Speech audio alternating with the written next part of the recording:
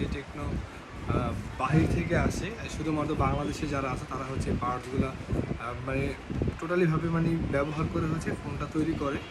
তো এই যে স্পার্ক গো, যেটা হচ্ছে মানে বলতে গেলে বাজেট ফ্রেন্ড মানে ফ্রেন্ডলি বাজেটে যেই ফোনটা পাওয়া যায় বা কম বাজেটের মধ্যে যে ফোনটা পাওয়া যায় সেটা হচ্ছে এটা।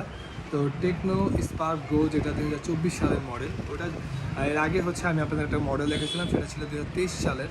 তো এটা কিন্তু 24 সালে বেরিয়েছে নতুন। যারা কম বাজেটের মধ্যে ফোন কিনতে চান তারা এই টেকনো স্পার্ক যে মডেলটা আছে এটা দেখতে পারেন। তো আজকে হচ্ছে এটা আমি আনবক্সিং করবো, দেখবেন এটা আসলে কেমন ফোন। তো এটাতে আসলে প্রথমে একটা ফোন থাকে এটা।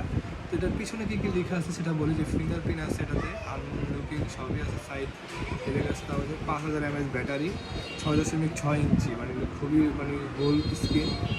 পরে হচ্ছে 90 হার্জের যেই ডিসপ্লে সেটাও আছে। মোবাইল হ্যান্ডসেট কয় বড় করবে